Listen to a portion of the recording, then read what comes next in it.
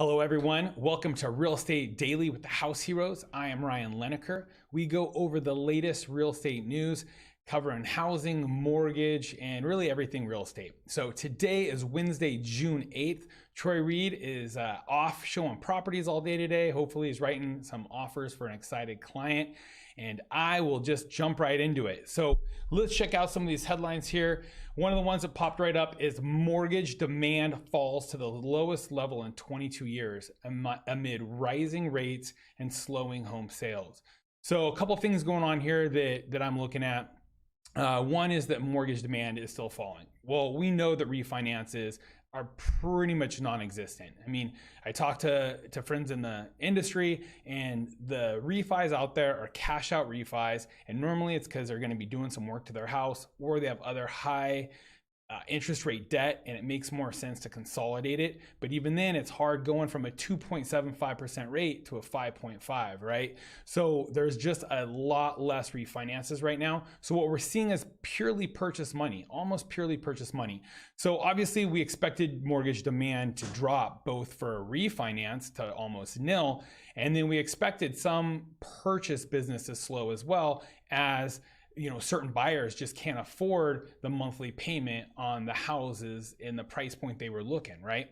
So we really want to follow this, because really we want to see how much of our buyer pool we are losing. We know we're dwindling, but we're keeping an eye out. Right now, what we just went through was a market where we had way more demand and buyer interest than we had properties. Right now, we're starting to see properties go up a little bit and the buyers come down. We're trying to see where that goes. An even market's fine. We don't want it to switch the other way, because that's when we actually see prices flip-flop from where we're at, and instead of just leveling out, we can potentially see a decrease. Now right now we're not seeing that, and that's why we're paying attention to these articles and bringing them to you.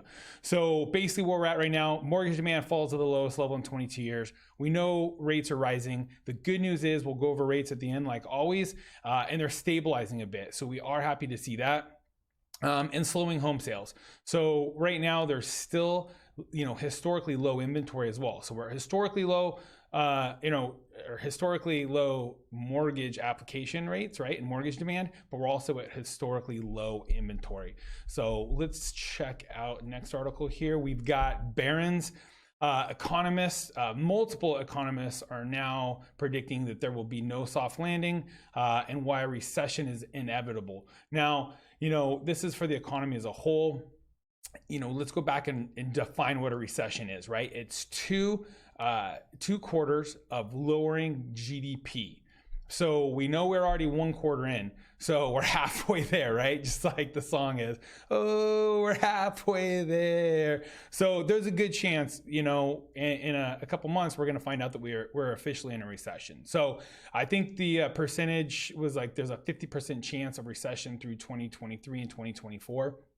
One of the things that we're very interested on this, we're expecting a recession. What's interesting is a recession is historically good for housing, because the Fed normally has to come in and stimulate the economy by lowering rates and infusing, more liquidity into the markets. Well, we just went through the largest amount of liquidity and low rates in the history. I think it's something like 1/3 of all of money supply was created in the last couple of years. So the Fed is trying to go through their quantitative tightening right now, their QT, and pull liquidity out of the markets to fight inflation. But it looks like that's going to push us right into recession. So some of the economists that we've been reading, they're actually predicting as early as 2024, the Fed might have to start injecting liquidity to pull us back out of recession. We're in this airplane, just kind of like, we're going straight up and we stalled, and then it's gonna start going down, and they're gonna have to actually, like, all right, time to restart the engines again and level us off. And so that's what we're watching, is the acrobatic stunts of the Fed, who I don't know how nimble they are at this point, but you've got Janet Yellen even over here, saying that inflation's transitory and now inflation's permanent. And it'll be interesting to see how good of a fighter pilot they are, and how good at their aerobatics are here. But we're hoping for a good soft landing overall, but it looks like it's going to be a little bumpy, right? It's going to be a recession, and for us in real estate, we want to keep our eye on that to see does that actually stimulate interest rates to go lower to spur on more home sales, right? Next article is second home communities. Prices have absolutely soared. So rental prices soar in second home markets as well as rental price. So this one is going over rental and home sale prices combined. They're saying they increased more than 25% year over year in April in 4 of the 5 most popular second home destinations: Phoenix, Cape Coral, Florida, Naples, Florida, and Las Vegas. And so that is what we're looking at. It's kind of the canary in the coal mine, because those were the hottest ones. They're most likely going to be the ones that have the biggest pullback as well. Normally when you see something shoot up the fastest, it's also the fastest one to retrace, right? So we're trying to keep an eye on those markets to see a little bit of the canary in the coal mine, right? We're trying to get all these data inputs. Where is our inventory levels? What are our days on market? Which right now is roughly less than 3 weeks still. So most home sales are selling less than 3 weeks. And these are the things that the house heroes, we here at Real Estate Daily, we're following and bringing to you in our daily updates of news articles. We're looking at inventory. We're looking at days on market, how fast things are selling. We're looking at market saturation. Look at all the current active inventory. How long does that active inventory take to sell? So if we're selling 4 homes a month and we've got 12 homes for sale, that's going to take us 3 months to completely deplete that housing inventory should there be no more listings. That's the market saturation. So we're looking at that. And we're also looking at the overall affordability index, right? That's a mix of the interest rates that we're talking about, wages, which is also stuff that we bring to you and talk about, and interest rates, right? Because your wages are going to be able to dictate how expensive a home you can buy based on the interest rate. So those are the things that we really want to update you on, because those are the ingredients to the cake to say, hey, is it a good time to buy? Is it a bad time to buy? If you're trying to time the market, if you're just getting into a house, for most buyers, it's just get in and have a long-term mentality. And when you look back 20, 30 years, you're going to be happy you did. And you're not going to worry about, oh, I could have saved $1,000 here, or 0.25% there, because you're better off looking for that forever home, or even a first stepping point home, than that forever mortgage, right? Because you ain't going to have it forever. So this is just one more data point we'd like to track: second home communities. So keep your eye out on second home communities and data from that, because it's going to be telling on how some of these other markets are going to actually perform.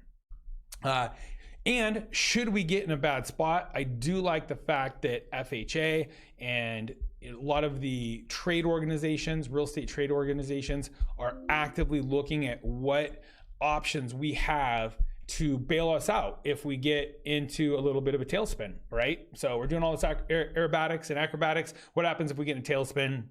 FHA is actually looking at doing a 40-year loan modification. So there's not a 40-year loan. You can't go in to your local mortgage broker and say, give me that 40-year loan, to make it a really cheap payment. No, we don't want that. The goal is, a 30-year mortgage is very prudent. You should stick with that. 15 years better, right? But what if you get in trouble? So if you get stuck and you're upside down, sometimes the only way to get a payment underneath what you can afford monthly is to spread it out over 40 years. And the truth is, if they can get you back into a healthy position to where you can get your housing expense within a ratio that you can live and you can stay in that home longer, the chances are you're actually going to be able to return to a good situation and build equity over time. And it's stronger for the nation, it's stronger for the government, it's stronger for the local community, and it's stronger for you as a household. So I do like to see this. It's backed by a number of organizations. So you have Mortgage Bankers Association, Housing Policy Council, NAR, National Association of Realtors, right? And American Bankers Association. So they're going to be working on this and tweaking on it. But for those of you who are out there and a little worried about making payments, but you want to hold on to the home, we might have some better permanent loan modifications this time than the last go around, where it was just people were, dumping the keys and bailing, right? And really, we don't see that. Where we still see where we've got an actual 9% inventory increase year over year last week. So if you look at the inventory that hit the market last year, it's a 9% increase over the year prior. And we are definitely seeing a little bit of a lower buyer pool, but we still are seeing most homes sell within 3 weeks. So we're still got a little bit more buyer demand than we have inventory. So that's a good market right now. But sellers need to be much more realistic when you're pricing your home. You need to be aware of what's going on in your local market and what's going on in the macro market and macro economy as a whole. And really, you don't want to be pricing it above any last comp. You want to be pricing it at or below the last comparable sale, so you get a lot of traffic, a lot of offers, and hopefully you can get a good solid price with good terms. So if you like our content, please hit the like button.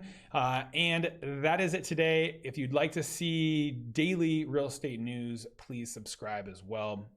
We'd love to have you on our channel. And if you got any comments, definitely leave them below. We actually read those. Take care.